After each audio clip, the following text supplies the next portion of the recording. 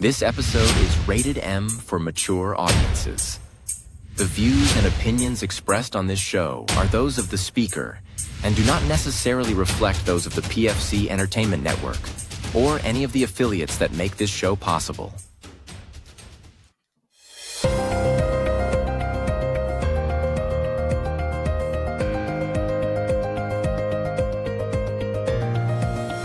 This is the Pure Fury Creations Entertainment Network.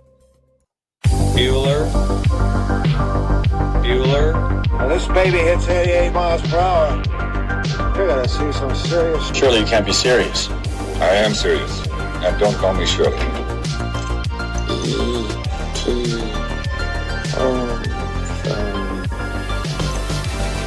Inconceivable! He slimed me. Get to the chopper! Nobody can stay here. I'll be back. Wax on, wax off. Go ahead. Make my day. Sweep the leg. They're here. I have come here to chew bubblegum and kick ass. And I'm all out of bubblegum. Don't mess with the bull, young man. You'll get the horns.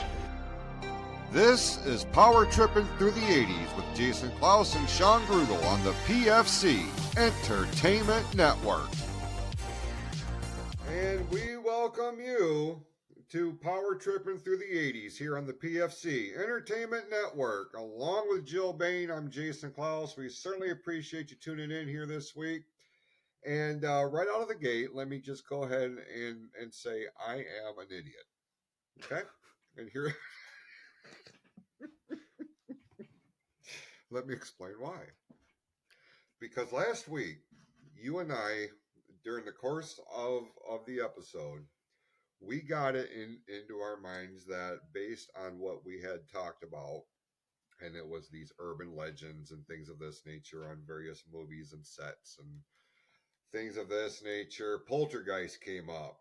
And with you, having such a fascination with that genre, especially with what you do over on Creepy Soup, which you hear twice a week now on Fridays and Sundays here on the PFC Entertainment Network. We felt like it was a great tie-in with everything while you're sitting in for Sean in the co-host seat on this particular show. We're like, hey, let's take next week and do a deep dive into the curse of Poltergeist, the real life curse. This is not supposed to be funny at all. I did not realize at that time, Joe, that, where we were at in the month. And I did not realize that if we were to do this week on Poltergeist, this is holiday week. As this show drops, it's the day before Thanksgiving. And I have to be honest with you. I feel a little funny about talking about something like Poltergeist on the day before a major holiday. This is also the same frame of mind of why I do not and will not listen to Marilyn Manson on Sundays. It's just a personal guideline. Before we get into all that, how the hell are you? I am good. We got, like you were saying it before recording, this impromptu weekend. They canceled the all shifts for Saturday, so we got the 2-day weekend. Some of us got 4, but be that as it may. Yeah. 2, 4, any time away is good for the body, good for the mental reset. For sure. We were talking before we came on the air here about, we're coming into the holiday week, and I've been funny about the holidays, especially in the last few years, and I really do a deep dive in on this on the flagship show, which dropped yesterday, Tuesday, as it were.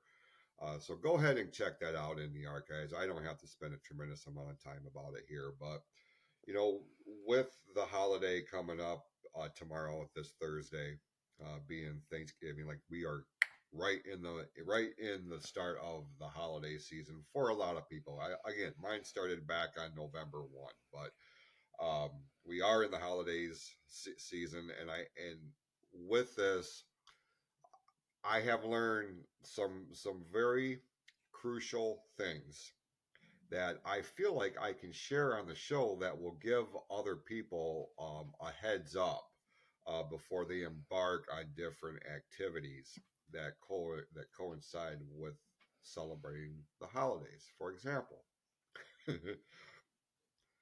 exterior illumination. Okay, put it.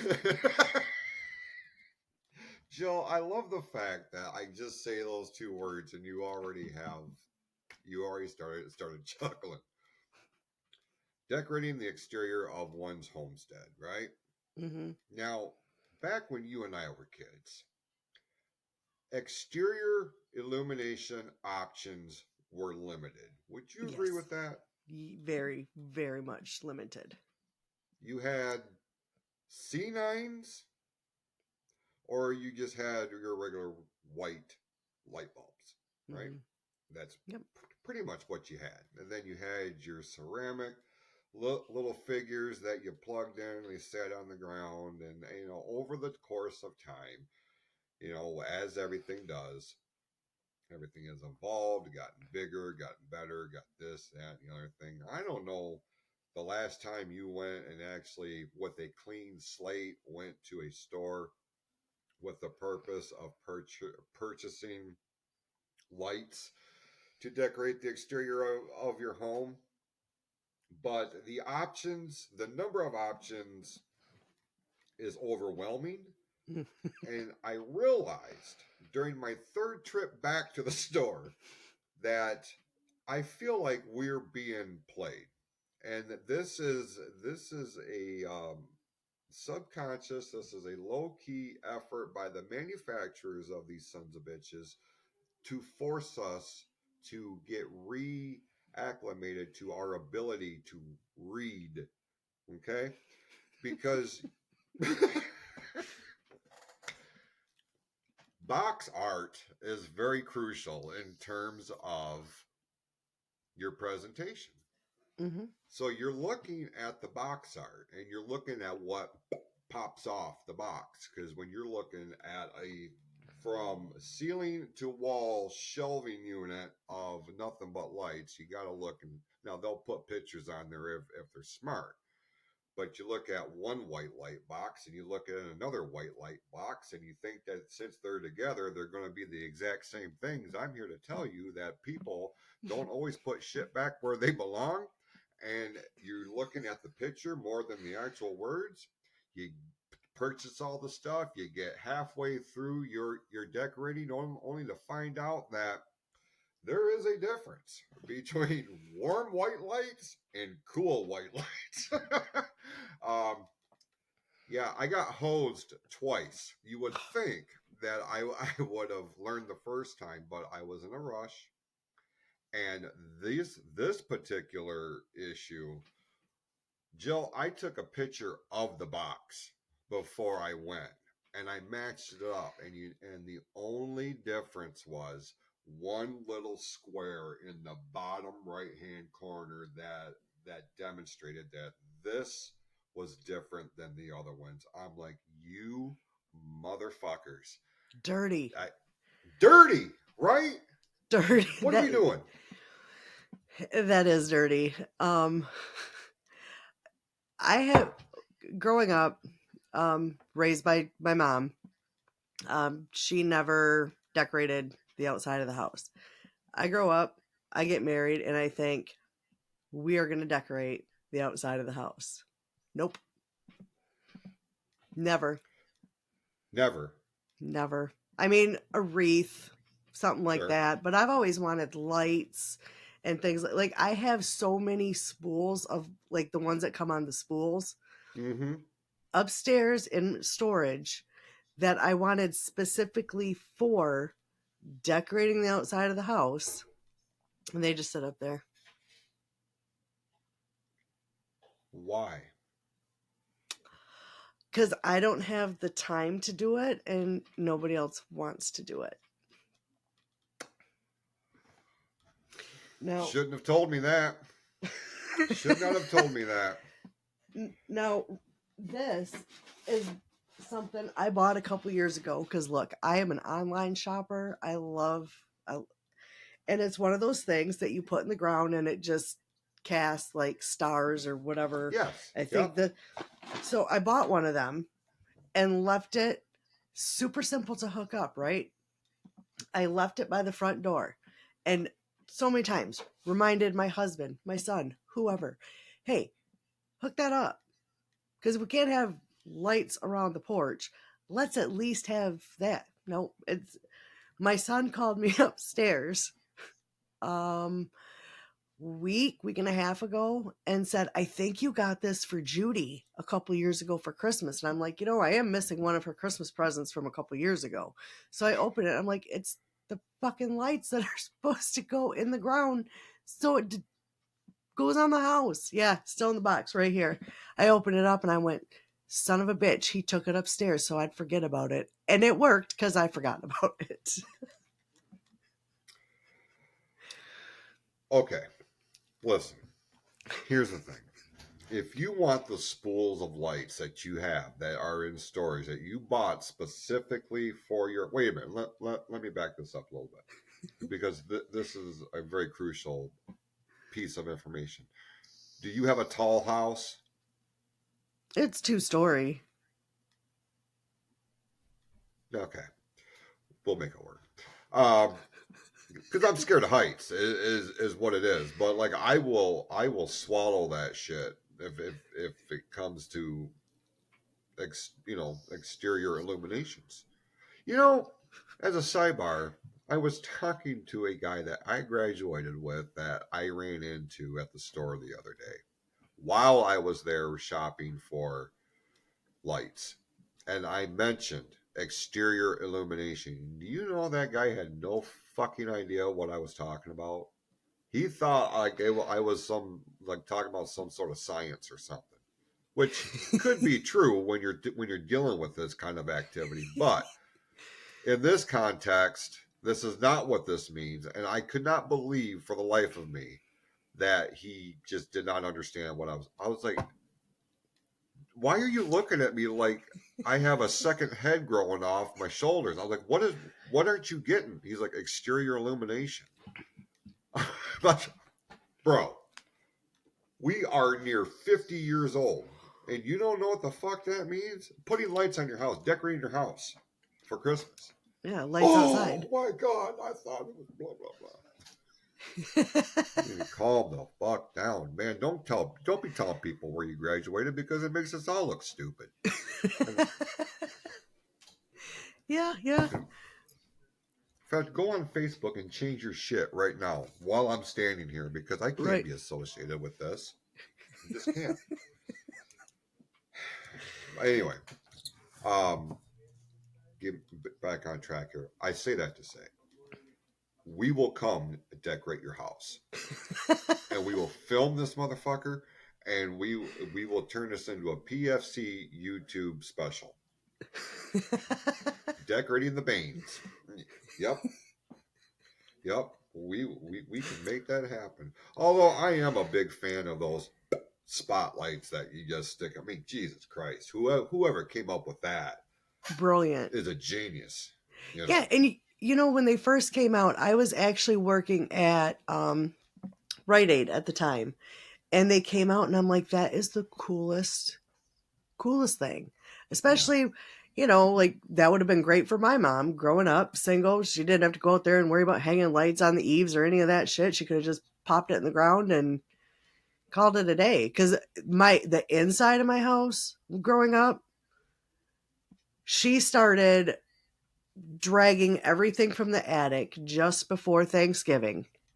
And Thanksgiving night, after dessert and dishes were done and put away, we always got a live tree. So my mom always waited until a couple weeks before Christmas we went out, we traipsed through the woods, we cut it down. We all got, even as kids, we all got shots of brandy and came home and did the tree. But my mom did ceramics. So most of the Christmas decorations was something she made. Wow. Yeah, like she had a little village of like a platform with snow, and it was like glitter in it, so it looked like fresh snow, and like a trio of singing angels. And um, each one of us kids, she did a decoration for. My oldest brother, I think he had a Santa Claus. My middle brother had a snowman, and then of all of her kids, I got an angel. Well, She had I high actually hopes. love that though. Well, sure. We all do for our kids, So some of them follow suit, other ones find their own path. Yeah. I love that though. Traditions like that is what makes the holidays so special. Mm-hmm. Because we never did that shit. In fact, I think I can remember we had one, maybe two real trees when we were growing up. Everything else has been artificial. And even as an adult, I just haven't had the opportunity or the venue or what have you to get a real tree. And I understand that it's a lot of upkeep, you know, Mm-hmm. versus an artificial one. But I want to do it at least once as an adult. And I've never done that. Yeah. This year, I don't think it's going to be a thing. Well, I actually we went and bought a new artificial tree because the last one I had was destroyed. I don't mind telling you. So I had to get a new one anyway. I bought like one of these 3-foot gimmicks last year just so I had something. Yep. But this year we went out and actually bought like a 6.5-foot thing that stays where I'm at, and then she's got one where she's at, and everything's fine. But I really want to do that. The whole process of going out, cutting your own thing down, and taking it home and like I just love that. And as you were saying that, like, wow, I can really visualize that whole scenario, and I love that so much. And I think that's one of the reasons why I have such a renewed appreciation, a renewed approach with the holidays coming into this year. As I made mention on yesterday's program, last year, I was hip deep in some bullshit, and the Grugels went above and beyond to make sure that I was not forgotten. And with everything that has happened to me personally this year, and like I have made mention, like I am in a very good place now.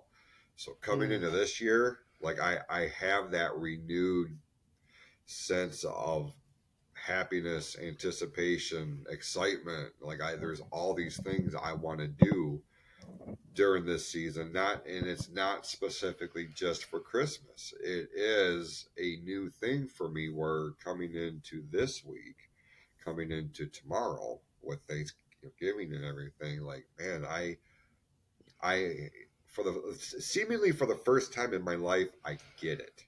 Mm-hmm. In terms of Thanksgiving and why this is so special. And it's not just, it goes so far beyond, even though the premise of it, deals with the Native Americans and the Pilgrims and all that shit. Like, I'm not taking anything away from that, but Jesus H. Christ, that was eons ago. In the here and now, what it's all about. Mm-hmm.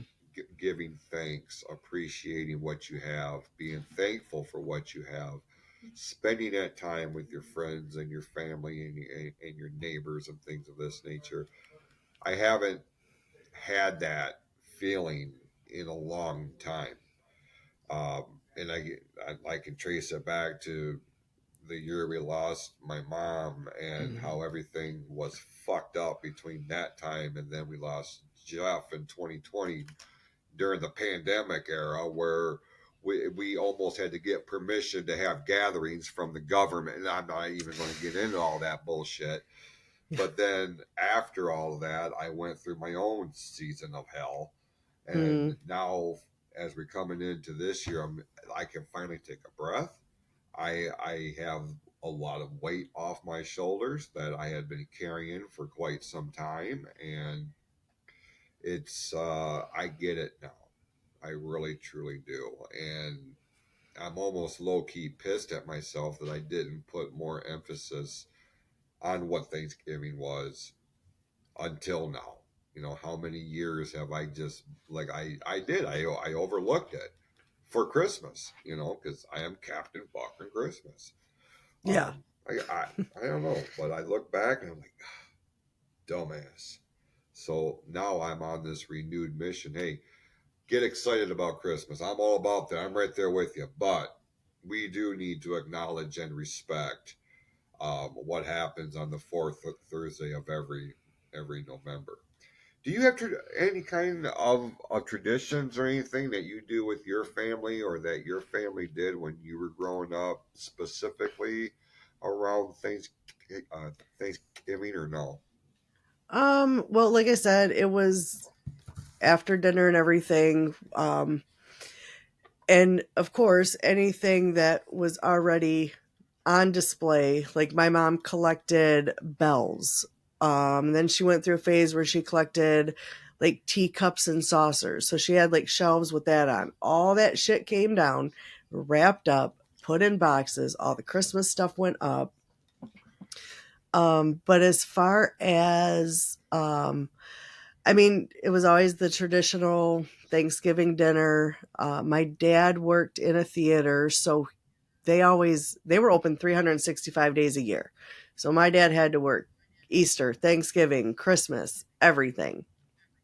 Really? So, and my parents were divorced, but my mom always called my dad and would say, like, what time do you got to be to work? And he would say, well, I got to be there at 5 because I got to open everything up and, you know, get everything turned on, blah, blah, blah. So if he had to be there at 5, my mom made sure we had dinner at 3 so that my dad could come and eat dinner with us kids. And the only thing that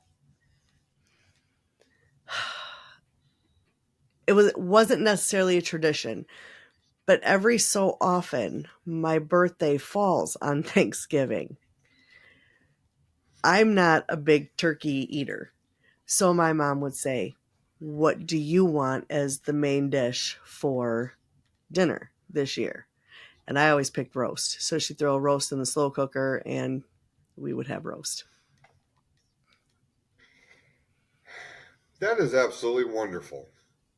Yeah. Because I know of a few people whose birthday either are on holidays or land oftentimes on holidays, and they get overshadowed. They get overlooked. You Yep. know, well, this is just one thing for both entities: your birthday and whatever holiday. Like I have a friend who was born on Christmas Eve, and so that's was a thing in her life all her life. You know, this was for Christmas and your birthday. Like that's supposed to be awesome enough, you know. And look, I get it; it's materialistic, but when you're a kid, like that's a big fucking deal. You know, they're seeing their other siblings get their own special day at some other part of the year. You have to share yours with, of all people, Jesus. You know, like, right. I always felt bad for that. Right. Come on, take a back seat, pal. You know? Yeah. Yeah. My sister-in-law, her birthday is Christmas. And like any year when I call her, I always say, happy birthday. She says, thank you. I hang up on her because then I don't want her to go, well, Merry Christmas. So let's get your birthday. Let's talk about your birthday first. And then if you want to call me back, like, what the fuck? And then we can talk about Christmas. But we're going to bring up your birthday first because she was always... And then once she came into the picture, because she doesn't like cake and she's not a pie person, but she loved cheesecake.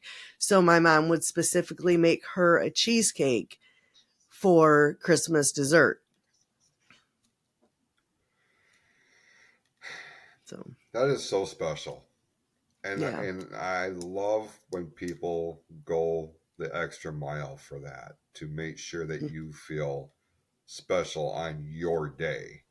The Yep. whole roast thing as the main dish. Like, damn, that is such a statement of love, fundamentally, Yeah. And I think of other people that I know, I care about, I have known, and their upbringings, how their parents treated them, what they've had to endure. Stark contrast to what you're relaying here. Like, they did not have good holidays. Yeah. They don't have good memories of the holidays, and that shit breaks my heart every time I hear that, because I have no problem in saying I don't have any bad memories of the holidays until I became an adult. Um, Yeah. a couple of them are ones I wish I could delete from the brain. But so when I hear that, when I hear both sides of the coin, like I feel strongly one way or the other. Like, I love that so much about like what your mom did, and she just sounds, not just because of this, but in other aspects that I've heard her referenced or whatever. Like, that's somebody who got it. That really was a special person to make sure that the ones that she loved and cared for were taken care of. My mom was very much that way. I look at like my girl has a very complicated relationship with her mother that maintains to this day. I'm not going to go any further into it. It's not my story to tell.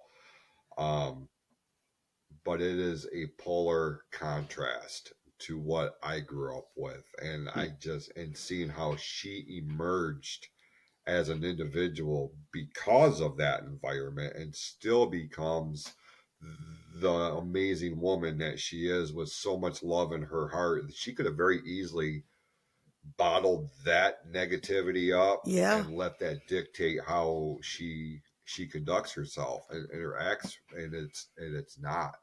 It is an example of what not to be, and Right.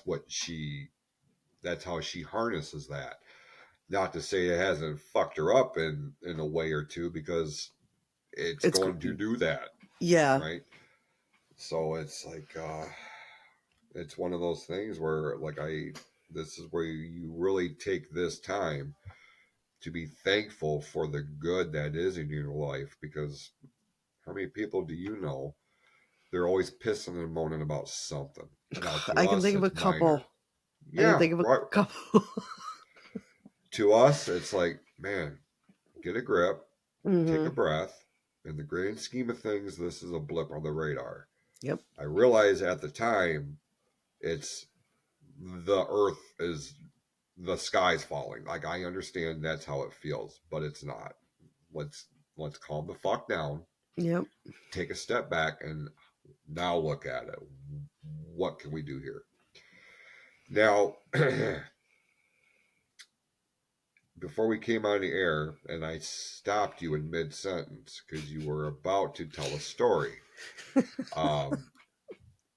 That and I stopped you, and I'm like, stop. Is this air appropriate? You said, yeah, and I'm like, well, let's do it for the show, because people like to laugh.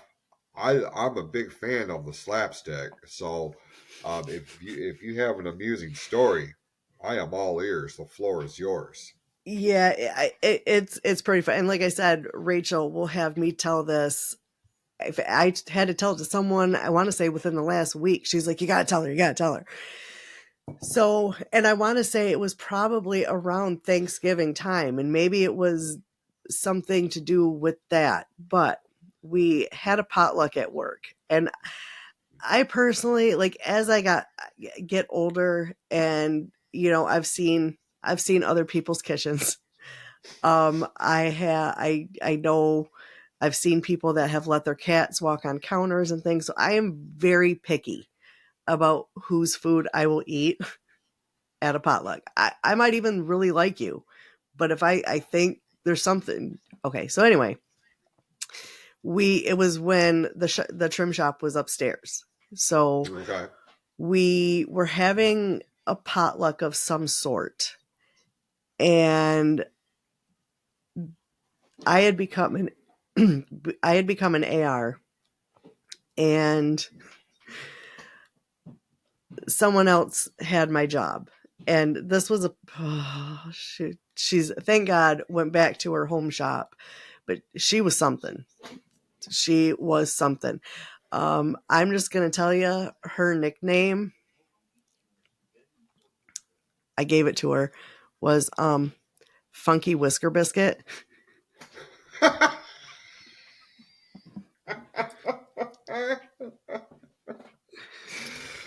Okay. So I was covering team leader that day, and the team leader for that team was actually covering another team. It was weird the way they did it, but so I'm sitting at the desk doing filling out the numbers shit you got to fill out, and I'm like, oh my god, Jeanette.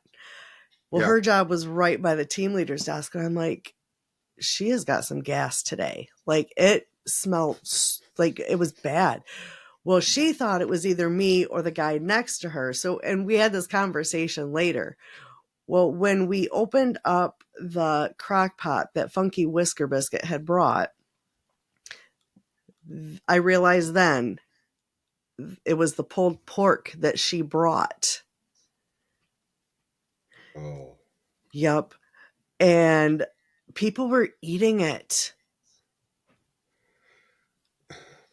Now I'm going to describe the smell to you. Please do, because that's what I was going to ask.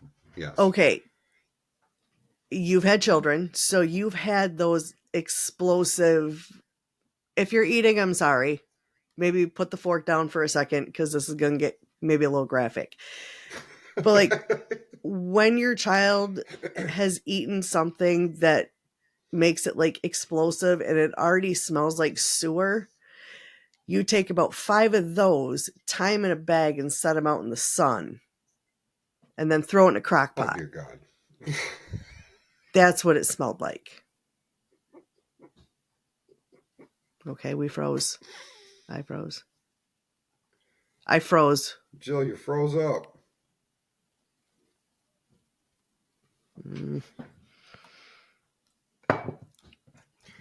Yeah, we're having a little bit. that's. It looks like Jill. I don't know. Can you hear me? Because I think I froze. Here.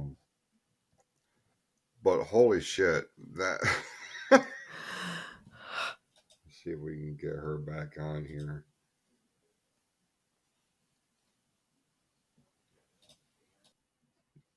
Nope. She's gonna have to come back on. All right. Hopefully she can get back on, because I need more information on that, because you can't leave me with the cliffhanger like that, without following through with how this story ends. You know what I mean? You know what? Here's what we're gonna do real quick. We're gonna try to get her back on. Oh, there she is. Sorry, my No. internet connection said, "Fuck you, lady. This is not the story to tell."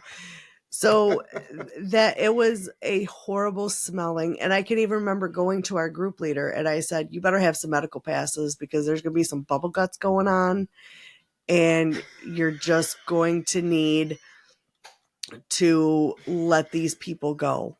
I already know I'm going to have to cover someone's job so they can at least use the bathroom. Like, it was. Did nobody say anything? I mean, originally, because she had also brought the buns and everything, and I could smell it. Like, I walked around the table with all the foods sitting on there, and I thought it was from that. So I actually took that over. I'm like, I don't know what it is, but something stinks, and it's coming from this bag. Well, I think it was just the smell seeped in. It was so bad. And then she had asked me, this is how she was. Okay, the week prior to this, I had told her my husband and I had drove to Claire, because we had got a pig for the freezer. Mm-hmm. She asked me if I was going to have any, and I told her I couldn't eat pork for religious reasons. I wasn't eating that. Right. No. Right. Mm-mm. Oh my God. It was terrible. Potlucks. Potlucks are a funny thing, man. And it didn't seem like it came across my radar on that level, like you just described, unless it was something so overpowering, much like what you're describing, to where I'm like, nah, I'm not fucking with that. Mm-mm. But then COVID happened, and everybody was afraid of sneezing on each other and breathing on each other. And what do I know? How do I know what you did with your food? Well, how do I know you didn't sneeze in the shit? Blah blah blah blah blah. Right. And I'll be straight up with you, and I don't have to tell you just because of the story that you relayed. We do not work with the cleanest motherfuckers that ever was. I can't, like, there are, and I tell this all the time, there are people who wonder why I won't even do the fist bump with them, because I know they don't wash their hands after they get done pissing or otherwise. They'll walk right out of the fucking stall. Hey, how's it going? How's your day? How's things? Great. Walk right out the fucking door. I'm at the sink. I'm doing my gimmick. And they just walk right past me. I'm like, Sink's here, bro. Where and then they go out and they touch the ice machine and gross. As a complete and total sidebar, I'll bring this back around, I promise. Do you think that it's because of people like that and our exposure to people like that, that our immune systems are 150 times stronger than kids' immune systems nowadays? Yeah. Because we have continuously been fighting some degree of germ. I don't know, because when you look at, I know we've mentioned COVID a couple of times here, but it seems like the biggest groups of people that were affected in the most negative way with COVID were either born way before us or way after us. Yep.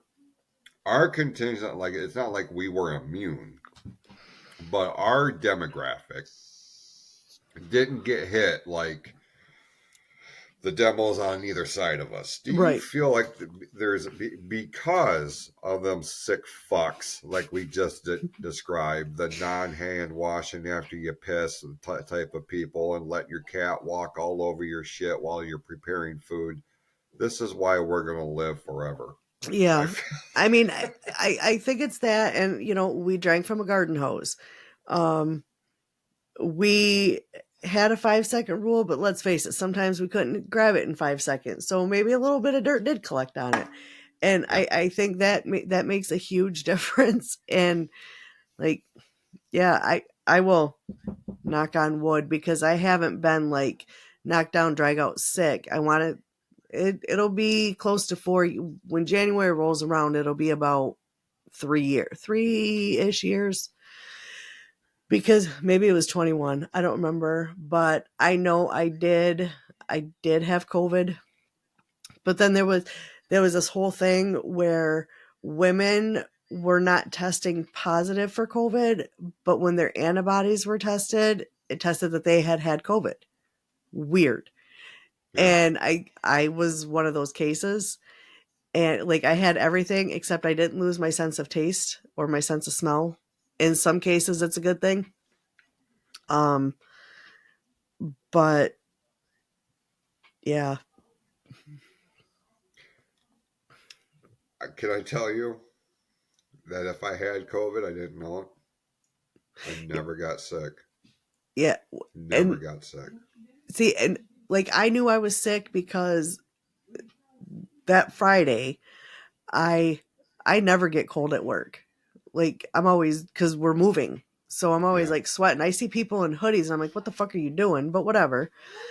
Hoodies with shorts, though. Let's be honest. Yes, that happens a lot. You got to get that balance. Yeah, hoodies with shorts, hoodies, and beanies. Yeah. Yeah, that's almost like required workwear for some people. But I knew, like, I started getting the chills, and then I was hot. So I like pullover hoodies, but I prefer the zip up ones. So when I'm warm, it's just a quick takeoff instead of like stripping, and then my shirt comes with it, and no one needs to see that. But so I was like putting it on, and then I'd have to take it off because I'd start sweating, but it was like a cold sweat, and then I'd have to put it back on. And the next probably 5 days, I was down. I could barely move for anything. All the symptoms were COVID. The only symptoms I did not have was the smell and taste. Everything else. And then when I finally felt well enough, because, at that point, COVID test sites were still, they had long lines. There was still people going in there and things like that. And the one I called, you had to wait outside in January, freezing cold. The first couple days, I was just too sick to do it. There was no possible way I could do it. It just was not happening. What a weird time. What a weird time that was.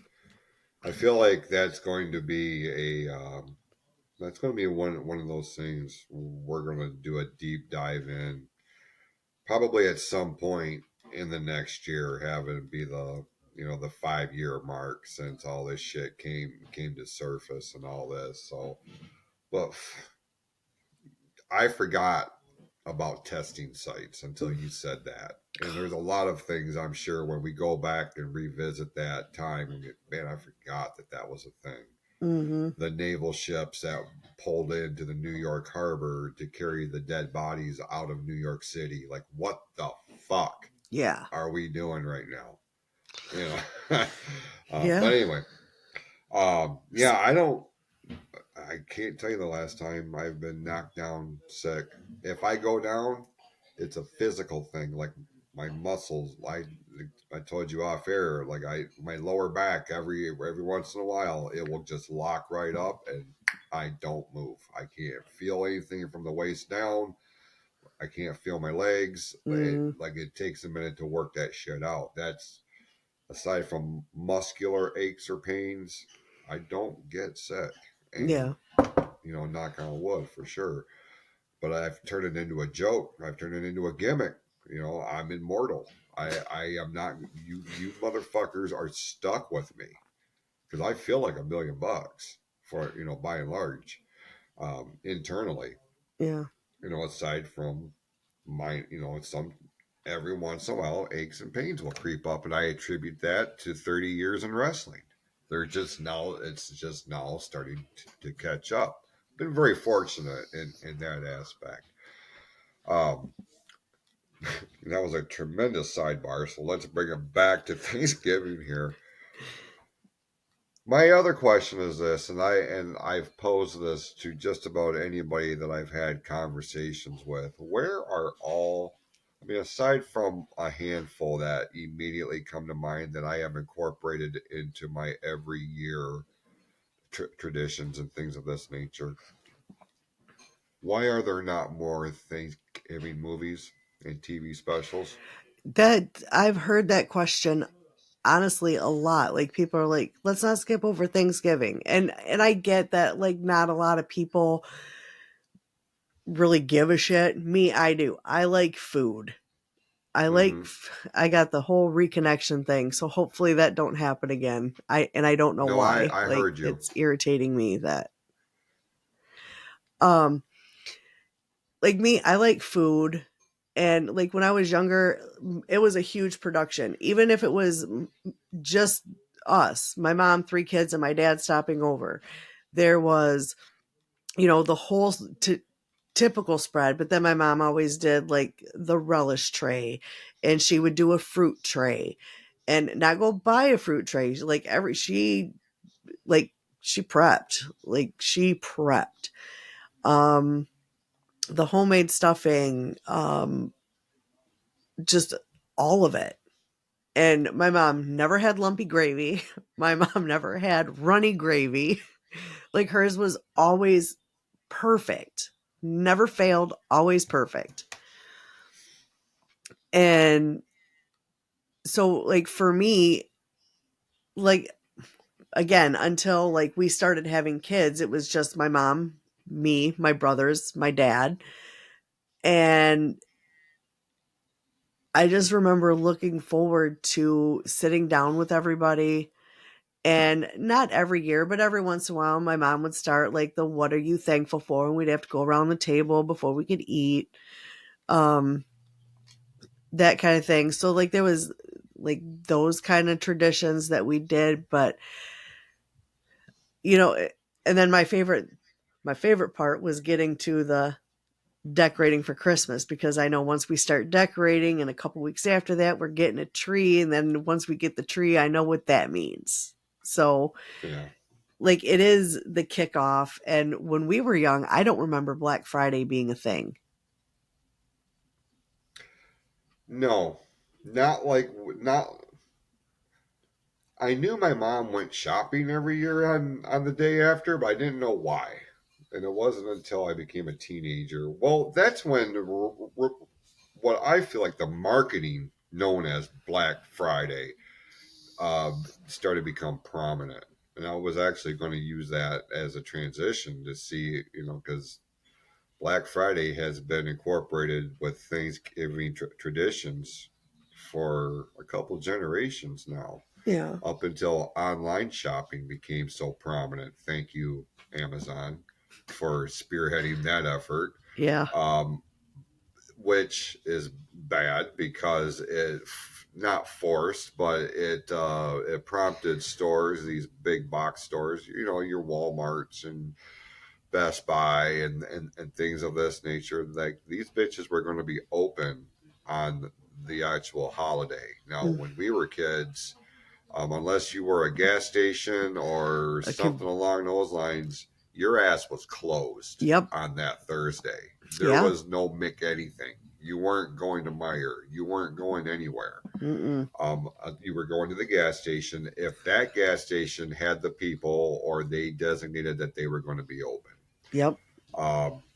Then we went through that era where, like I just said, Walmart led the charge for a lot of bad reasons. Best Buy followed suit, and Target followed suit, and like all these stores. Yes, we're going to be open, but we're going to give you the biggest sales of the year. We're going to give you this TV that's usually $15,000, but by God, on this day between these hours, you can have it for $399.99 out the door.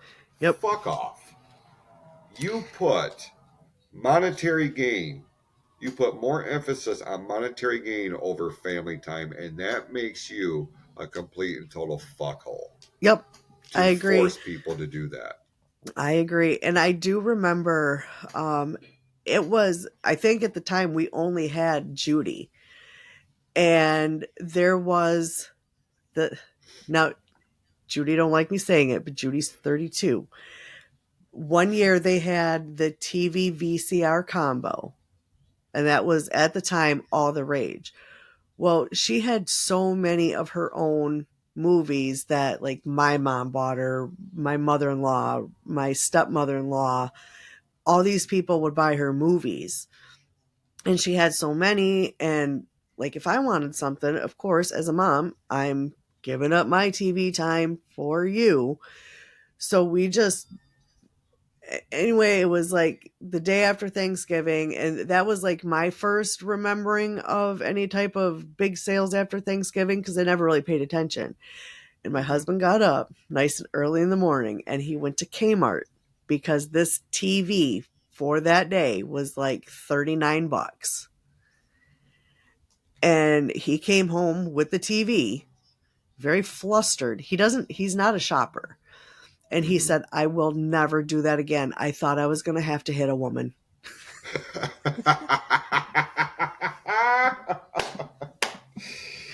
Oh. Yeah. That leads me to a story. I didn't punch a woman. Let me just preface by saying, but Black Friday became a source of entertainment for me, to the point to where this became part of my actual Thanksgiving tradition. I would wake up stupid early in the morning for whatever reason. Well, I'm third shifter, and even before then, I was a second shifter. So, like, why go to bed when I knew I had to be up a couple hours later to start prepping? But anyway, I got into this thing where I would go to the gas station or around the corner, grab the newspaper with all the sales ads. And my ex-wife and I would sit there and go through the ads before the kids got up. Before we were having coffee, we sat down and like we were mapping out our individual courses of action, primarily for the kids. They want this, it's on sale for this, it's at this store. Like, we had a plan. It's very strategic. And like, it was impressive. They could have made a movie about it, actually. But we would formulate our plan, then we would make the dinner, and blah blah blah blah blah. So Black Friday came like Friday morning, and we were up and out at 2-3 o'clock in the morning, and we were one of them crazy sons of bitches that were waiting in line for hours in the cold, in the sleet, in the rain, in the snow. We did not care, but I did it more to. I mean, we were there for a reason, but I was there to people watch. Now, this one particular year, now you said your story about the potluck is one that Rachel has you tell very often. This is my story that I'm asked to tell quite often. I am standing in Walmart on Black Friday, and I am in line to get to the electronics to get this particular video game that my son wanted. My ex-wife is in a different part of the store in another line looking for something for our daughter. And you know how it is if you've gone Black Friday shopping in Walmart just a handful of years ago. Like, they had pallets of different boxes that were wrapped, but you couldn't open them until 6 o'clock or 6:15. Like, they were strategically timed. The way this line was snaked around, I found myself standing next to a pallet with a giant box of dish towels that were 25 cents a piece, Jill. I will never forget this. And I'm just standing there, and we're slowly making our way. Well, 5 minutes before the top of the hour, somebody heard the sound of cellophane ripping that was covering these boxes. So everybody started opening up, even though they weren't supposed to, and the employees were not the ones who were opening. It was the customers that went ahead and just started opening them. I found myself next to this box, and I shit you not, out of nowhere, I hear, "You need to get the fuck out of my way." And I turn around, and let me replay this, because and this is no exaggeration. I'm wired, so my mobility is limited. If you're not watching this on Spotify or YouTube, you're fucking missing out. And I don't know why you're not listening that way. But anyway, I'm standing there. I hear this. I turn to look who said it, and I see nobody. Who the fuck just said that? And I just happened to look down, and there stood this woman this is off the ground, stood this tall. Like, she could have been a dwarf. You know what I'm saying?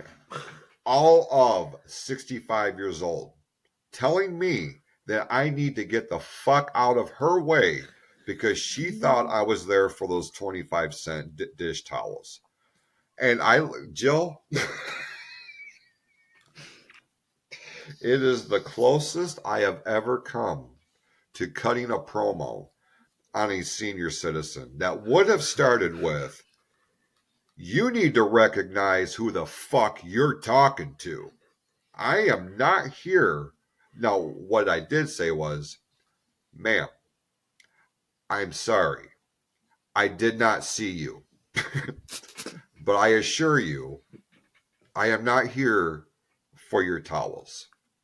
But as you can see, I'm kind of pigeonholed in here. I don't have a lot of wiggle room. I didn't even have a fucking cart. I was just standing there, but it was packed, elbows and assholes. But this kind of sale prompted this grandmother, who I'm sure is just the sweetest thing on any other day, except for Black Friday. And she's going to tell me that I need to watch what the fuck I'm doing. And I'm like, that's Black Friday at its best. Yeah. And then you saw, I don't know if you ever saw or was a part of these, mass rush-ins when they do open the doors. But man, that was a good time too. I went through one of those at Toys R Us back when Toys R Us was a thing. That was a good time because I'll be honest, I wasn't there to buy anything. I just knew what I was going to watch. My best friend and I went just to be a part of that, just to start shit too. And that's the other thing that we did. We would go and just start shit. Be like, that guy just took that thing out of your cart. Just then walk away. See, and that leads me to one. I don't like. I know people that plan like we're going to be in this store at this time, this one by this time. I'm not. There, Menards. Oddly enough, it's an often overlooked place to go Black Friday shopping, and because Black Friday they have a little something for everybody. Well, they would have like the muckluck boots. They look like boots that are sweaters, and they would have them for a ridiculously low price.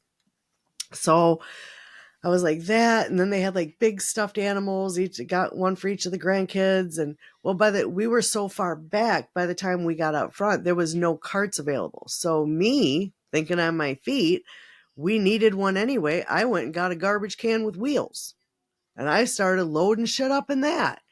Well, so I'm pulling it around with me, and I turn around and someone's picking through it. I'm like, "What are you doing? This is mine." Ass. Like, yeah. So, but yeah, I would go there and like they always had like the cute little coffee gift sets I would just get to have a random one. So if there was like an extra person coming for something, okay, I got this. Or if we decided we're going to draw names at Christmas at work, I've got it covered. I've still got a box full of shit upstairs for that reason. Okay, well, that leads me to one more story here. I actually told this, I believe it was on the Real podcast with Amy Sheridan a few months back. It was Black Friday, and I went and my daughter wanted this specific animated stuffed animal. I cannot remember. Every time I go to tell this, I cannot remember what it was. A Furby, maybe. And by the time I got back to the Furby section, we'll just use this as an example, because I can't remember if that's exactly which one it was. By the time I got back there, they were gone. And I mean, the store had been open for all of 5 minutes. By the time I was able to snake my way, they were gone. And this was the only thing this child wanted that year. You know what I mean? And my ex-wife says, if we don't do this, it's going to ruin the Santa thing. And I'm like, well, fuck all that. Like, I cannot let that happen. Right. Because we had the kids, this was part of their tradition. The week going into Thanksgiving, you should have your Christmas list to Santa written by that time. And all she wrote was this Furby. Furby. Aw. Got back there, they were gone. And I'm like, this can't be. So as I'm going through and like I got my phone out, I went to text Carrie, and I just happened to look over and I see this woman's cart, and it was just stocked full of shit. On top were 2 Furbies. Underneath, on the very bottom of the cart, half covered up by a fleece blanket, the bitch had 2 more Furbies in there. So as I was walking by and I had the phone in my hand to text Carrie to let her know they were gone, as I'm walking and I glance and I'm surveying the situation, the chick has her back turned to get something else. Not my finest hour, but mid stride, I kind of reached over and may or may not have grabbed one of them Furbies that was on the top and ran to the front, texting Carrie, I have one in my hand. I'm going to check out. I'll come back in a few minutes. Don't ask questions. And yeah, I went in, went up to the front, paid for it, bolted out the fucking door, threw it in my truck, came back, crossed paths with that woman as and I was like, yeah, not my finest hour. But you did, by you God, know what? You did what any dad would do. Yeah. My little girl wanted a fucking Furby, so she was going to get a Furby. And when that pressure was put on me that this was going to ruin the whole Santa gimmick, you can't put that on me and not expect me to pull out all the stops. What the fuck you doing? That's Right. probably why she said that. Yeah. Any means necessary. Yeah. Yeah. But yeah, that's Black Friday's funny, man. You get to see the cream of the crop. Yeah. Yeah. And you know, I thought like, do I want to like try it this year? Because like I said, Menards is almost like an untapped gold mine. Because they do. They have, of course, they've got their tools and shit like that, and garden supplies and whatever else. And if they don't have carts, get yourself a goddamn trash can. It's Brilliant move, by the way. It's a beautiful thing. Like, yeah, my husband was like, "Where'd you get that?" And I'm like, "Oh, that was my shopping cart." And well, it's smaller, it's more compact. You know, it's taller than it is long or wide. Fucking brilliant. And then the lady was so happy. Like, as I'm putting it out, I'm like, "Scan this first. Just put everything in there. I don't need bags." Mm-hmm. It's all going to the same place. Yeah, it's just perfect. And it's been, I want to say it's been about 4 or 5 years since I have done the Black Friday thing. I don't care. I don't care. I wish it was still as prominent of a thing because I still go. I will still go with it.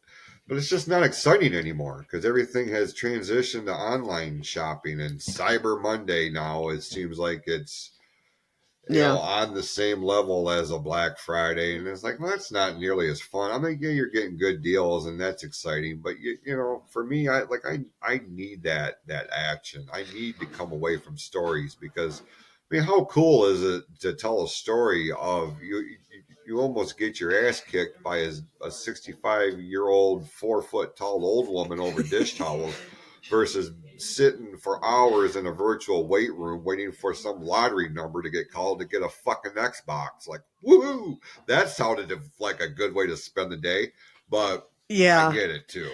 You know, this is just how everything's evolving. Yeah. But I will say, like, if you have anything to do on Black Friday that's not shopping related, it's a good time to do it because everyone's shopping and you can just get your shit done. So, yeah, it's, I don't know. I've thought about it. I've thought about maybe doing it this year, but then I'm like, you know, like I was telling you before we started recording, I got to go have $1,500 worth of work done to my car. So I don't know if Black Friday shopping is going to be in the cards this year. Maybe next year.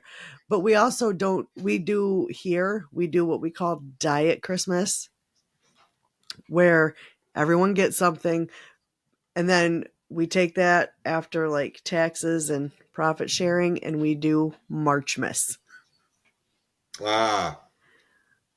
Smart. And then we just do everything we would normally do on Christmas. We do that in March. And, you know, I take a vacation day to do it. And it's, yeah, I like it better. It's less pressure to do it that way than it is to have everything done, you know, by Christmas Eve. Do you incorporate the tree and everything in March too? Yes, actually for that I do. Okay, so when we moved in this house, we had bought a tree and someone came to stay with us and a piece of the tree went missing. Like just gone. So I'm like, I'm not buying another because we had just bought one prior the year we lost the house to the fire. We had just bought one and I bought one when we moved here. A piece of that went missing. No one knows where it's at. Just fucking gone. It disappeared. Poof, thin air. So I'm like, I'm not buying another tree right now. So I just ran over to Family Dollar and bought one of their little 4-foot trees. Anything the kids made, it's like kids decorations are on it. And it's so easy. All I got to do, pick it up, take it upstairs, bring it down. That's it. Don't have to worry about like taking decorations off. But this past year, after Christmas, everything was on clearance. I got me a really nice 6-foot tree for $16 because it was on clearance. So here is my little 4-foot gimmick in the background. Yeah. My bigger one's over here, but that's the little bastard I bought last year, and now it has sentimental value. It's my little Charlie Brown tree. I mean, it's a real tree, and I do have a Charlie Brown tree that's over on the other side. But yeah, so when you said the little thing from Family Dollar or wherever, I'm like, yep, I got one of them right there. That's what that is. Yep, we got the 4-foot tree. So that usually comes down because it's quick, simple to plug in, even if it's just it's usually just for the day because in March, who wants their tree up still? So I'll bring that down, plug it in, everything goes under the tree. And yeah, we just do it that way. That's awesome. I really appreciate that. That is really awesome. For sure.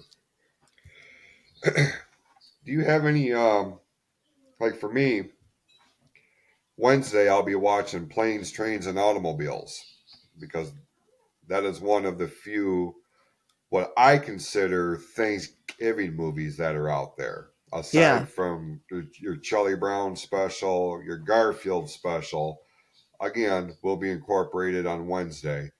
I don't know why there aren't more movies centered around Thanksgiving. There really needs to be. I feel like now that I have this renewed appreciation for it, it's going to come down on me. So don't worry, America. I'll go ahead and write a blockbuster and get that bitch filmed. If nothing else, I'm sure Hallmark will pick it up because it's got to be better than some of the shit they're putting out nowadays. I'm a big Hallmark Christmas movie guy. I have no problem in admitting that. But this last year, the last few ones I saw, the newer ones, complete and total utter dog shit. So I'll take care of this. But is there anything that and Grumpy Old Men? Oh, I love that show. Yeah, I love that. Both of them. I love both of them. My mom watched them all the time. Yep. Loved them. I really appreciate that movie. And Planes, Trains, and Automobiles. Like, I'll watch that if it's on in the middle of fucking June. If I see it's on, I'll stop and watch it. Just one of my favorites. It's still funnier than fuck to this day. It holds up. John Candy and Steve Martin. How can you go wrong? Yeah. Well, I guess we're not going to get to Poltergeist this week. Nope. As I look at the timer, the recording itself, we're almost at the hour and 10-minute mark. So we'll go ahead and start winding this down to put a bow on this episode. This is episode 99, if you can believe it, which means next week is a big milestone for this show. Which leads me to this. If you have been paying attention to the PFC network in the recent weeks, you have picked up on the fact that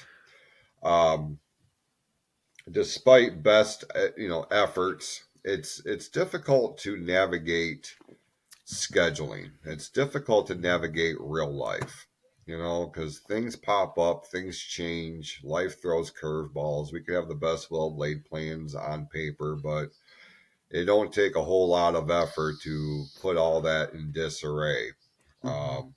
We say that to say that since the inception of this network, we have really tried to make a concentrated effort to continuously provide the entertainment that our fans look forward to. And I realize, in the position that I'm in, there are certain shows that resonate with certain demographics of people. For example, those who are, really dialed into Creepy Soup may not give a fuck about what happens on the Fatal 4-Way or the Hot Tag or anything like that because you're just not a wrestling fan. I get it. I ain't mad about it. Vice versa.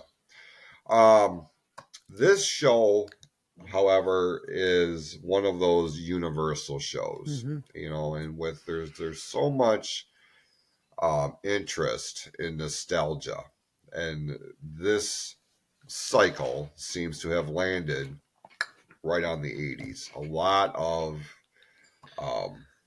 There's a lot of fanfare for the 1980s.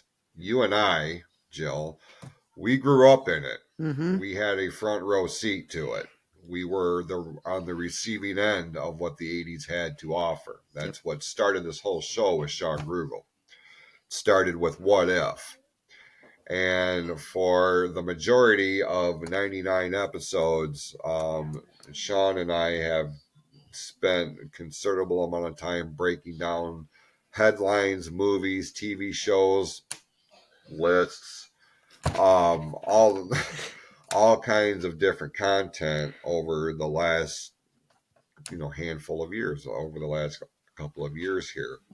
You have also noticed that in recent weeks, Sean has not been able to be on the show because if you follow his story, you know that he accepted a new job, a new shoot job, new real life job, and it has provided some changes in his day to day. What his hours of availability is, his new schedule in this new chapter of his life. It's something that he's worked damn near 30 years for this opportunity. And on a personal level, I can't be more proud of him. And there's been, since taking the role, there have been certain things that have popped up that he did not foresee. And he's like, I don't know if I can do this or if I should have done this. I mean, just stick it out.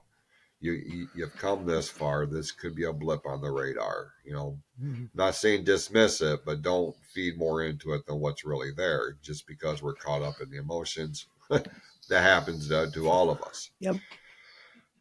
We brought Jill in here because number one, she was a fan of the show, and two, she is a very prominent and respected member of the PFC family and has a genuine interest in our content here, and she's done an amazing job in sitting in for Sean in these last few weeks as he is getting acclimated to his new role, his new schedule. At the same time, my schedule has changed. Not my shoot job per se, but more on my personal side of things. Personal challenges have emerged that I am navigating through. It's nothing that I'm going to go into detail with on the air right now. Perhaps at some point I'll be able to do that, but it's just thrown a lot of wrenches in the works. But at the same time, we know that there are people who look forward to all of our shows on this network, and this particular program is no exception. After talking with Sean this week, we have come to a decision that is going to shape and is going to remold the future of power tripping through the 80s for the near future for sure. Jill, because she's done such an amazing job at sitting in as a temporary co-host, has been offered and has subsequently accepted the position of permanent co-host here on Power Trippin' Through the 80s, as Sean is taking a sabbatical, extended sabbatical from the podcasts side of things here on the network. He is still going to be one of our co-hosts on the Fatal Four Way on ONTV, and there is a programming note for that we'll get to here in a moment. He's still going to be a part of that, and when time presents itself, you will probably get sporadic recordings of the heat vent that he does, and when time allows, he will be popping in here on this show, as he's able to be a part of it. Make no mistake about it, the success of this show, the longevity of this show wouldn't have been a thing without his influence and without his contributions, not just to this particular program, but to the network overall. And I'm very appreciative and thankful for everything that he has brought to the table and will continue to bring to the table. But with that being said, we're very excited as next week we embark on episode 100 of this show, and this is really kind of turning the page at a very appropriate time. And I can't help but chuckle, Jill, because this is very much kind of like what happened with Creepy Soup. You guys got up to your 100th episode, and we used that as the catalyst that brought you to the PFC Entertainment Network. So it's almost ironic that as we approach episode 100 on this show, here you are. Yep. So we're very excited about having you as a full-time member of this particular show. How are you feeling about that? You get stuck with me every week now. Look, I'm all for it. I will say, like, I got your voice message, and once again, I responded before the end when you said, think about it and let me know. I'm super excited. Like, first thing I did after I sent you, I went in and told my husband, because we had been talking about it the night before, about like recording with you on Sunday. And he was like, well, I'm glad you like doing it. He was like, but aren't you? Nope, I'm not. Cause like I've said before, like I like doing research for Creepy Soup, and you bring the lists, and like, I don't look at it as, oh, I'm overloaded, I'm this, I'm that. Like, it doesn't even seem like I've recorded in the last week 3 episodes of anything. Right. And I when you sent it, like I said, I was excited. I didn't even make it all the way through. I do feel with, I became a fan because of the banter with you and Sean, and like really appreciated the things you guys talked about. And I feel like I have some very big shoes to fill, coming in and not taking the place of Sean, but sitting in the seat. And I just hope I can do it justice. I have no doubt that you can, because Thank like you. I said, you've done an amazing job in the last handful of weeks that you've been here, and I've gotten tremendous feedback from it. Okay. Because well, thank you. Sean and I have a dynamic that is, it's forged out of professional wrestling. So when you get 2 pro wrestlers with a live microphone in front of our faces, like, there's going to be that dynamic. That's going to be a very specific dynamic. But we were able to harness that into the 80s and not just on the wrestling side of things. You and I, we kind of have our dynamic is going to be different because we know each other from a different world. Yep. We know each other from our shoot jobs, which we have discussed. Where we work and for whom we work is its own culture, and unless you come from it, you've got no shit idea what that entails. Exactly. But there's also, more importantly than that, deeper than that, there is, at least from my perspective, I have such a great deal of respect for you Yes, as it's a definitely person. mutual. And what you bring to the table is unique, and that we have a good banter between us. It's different, but it's just as good. Hmm. There's not a lot of lag time. I don't have to sit here and try to pry anything out of you. I give you this, you give me that, and that's what it's all about, and it's resonating. um, Even though the dynamic of the show is going to be a little bit different, our vision for this show remains unchanged, and that is to provide everybody with entertainment each and every week. Yeah. I mean, we're not always going to nail it out of the park, out of just because of the topics that we discuss. It's not going to resonate with everybody, but we are going to bring our best foot forward each and every week. I can assure everybody on, and very very much looking forward to the future here, not just on this show, but with what you're doing at Creepy Soup, and um, we got other things in preliminarily planning stages for the new year, and stay tuned, as they say. So, anything else you want to throw out there before we bounce out of here this week? Nope. Just like I said, very excited to be here. Hope everyone has an amazing Thanksgiving. Nice holiday. Be safe if you're Black Friday shopping. Don't get punched. For sure. Don't punch no old ladies. The 25-cent dish towels ain't worth it. Let me just tell you.